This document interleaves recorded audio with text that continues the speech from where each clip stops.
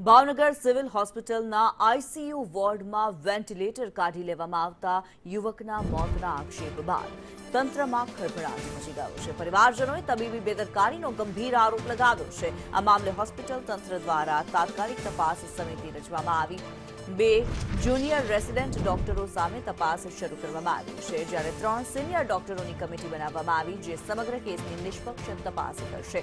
Committee દ્વારા તમામ સંબંધિત સ્ટાફના નિવેદનો નોંધવામાં આવ્યા છે અને ઘટનાની વિગતવાર તપાસ હાથ ધરાશે। હાલમાં બંને જુનિયર ડોક્ટરોને તાત્કાલિક અસરથી ડ્યુટીમાંથી અલગ કરવામાં આવ્યા છે અને તેમને મેમો આપવામાં આવ્યો છે।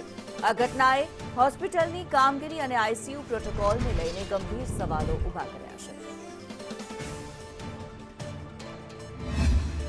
એ સમયે આ ઘટના બની એ સમયે જે પ્રાઇમરીલી હજી તપાસ ચાલુ છે, પણ જે પ્રાઇમરીલી અમને જે જાણવા મળ્યું છે એમાં એવું છે કે ઓલરેડી વેન્ટિલેટરમાં ફ્લેટ લાઇન આવી ગઈ હતી। ઇટ મીન્સ કે ભાઈ પેશન્ટ હવે જીવિત નથી રહ્યું, પરંતુ એ સમયે કોઈ સગા હાજર ન હતા અને જે રેસિડેન્ટ ડૉક્ટર હતા એણે વેન્ટિલેટર લઈ લીધું અને પછી ઇસીજી એણે કર્યું।